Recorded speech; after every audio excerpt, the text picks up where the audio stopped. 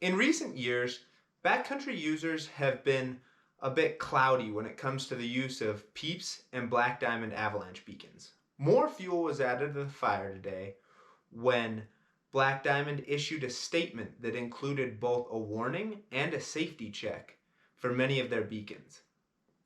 This video's about my opinions on the issues facing these beacons.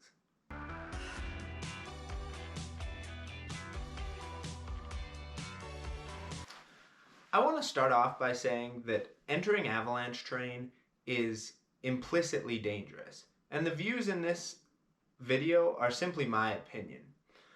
You shouldn't enter avalanche terrain unless you feel completely comfortable with your gear, your knowledge, and your training. Black Diamond and PIEPS beacons first came under fire following an incident in March of 2020 where Nick McNutt was skiing and caught in an avalanche. When he was caught and buried, his PIEPS transceiver failed to emit a signal, meaning that other rescuers couldn't search for him using their beacons. Luckily, Nick survived this incident.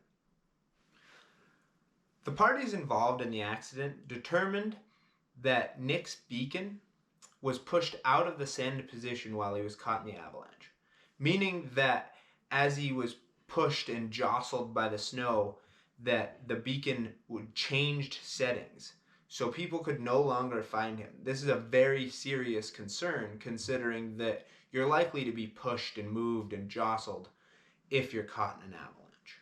Black Diamond and PIEPS have since put out a statement that both internal and third-party testing concluded that their products are designed properly and perform as intended. In addition, they have developed a case that would prevent any possibility of this malfunction occurring again. The issue that a beacon could be moved out of the proper setting while you were caught in an avalanche is a concern I'd thought about even before this incident. Even though manufacturers design against this with knobs and switches and trying to make it difficult that two things have to move at the same time to get the settings to change, I always thought that it was possible to have any beacon move in an improper way and have the settings switched while you were caught in an avalanche. I don't personally own a Black Diamond or PIEPS beacon, but I have several friends that do. I've used their beacons and tried to get them to malfunction as described, but personally I was unable to get them to do so.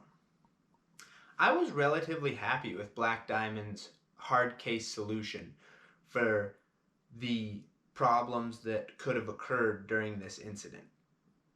And I believe that using this hard case is never a bad idea for an individual who has one of these beacons. Locking your beacon into send mode and then being able to access search mode when you take it out of the case is not a bad idea, and I'd recommend that people use it.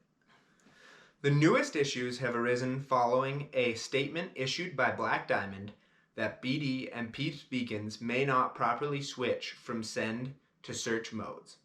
The statement was a warning and strongly suggested a safety check of the beacons listed here. I do have a slight problem with the safety check proposed, only because it's the same safety check that you should be doing with your partners every time before you enter avalanche terrain. Every user of every beacon should be checking that their beacon properly enters both send and search mode by doing beacon checks with your partners. The key information that Black Diamond is yet to disclose on this issue is whether this issue can occur at any point in the lifespan of the beacon, or whether that it'll be obvious that the beacon has this issue as soon as it comes off the manufacturing line.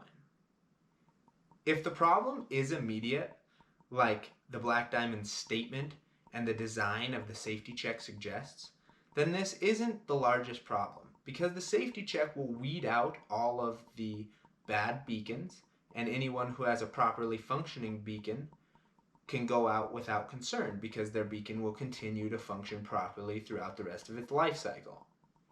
If these problems can arise at any point in the beacon's life cycle, then this issue is much more concerning, because a beacon that passed a safety check or a beacon check hours ago could now fail once an incident has occurred, meaning that you've now endangered everyone in the party.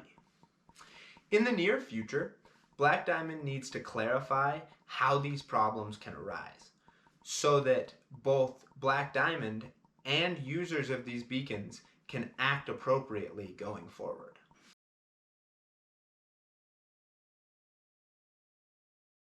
The bottom line is this: no beacon or avalanche safety equipment is substitute for proper decision making, proper knowledge, and proper experience when you're in avalanche terrain.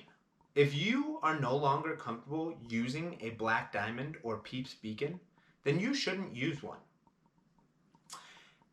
If your beacon has passed the safety check and both you and your partners are comfortable with you using this beacon, then you can choose to continue to use it until more information comes out that says otherwise.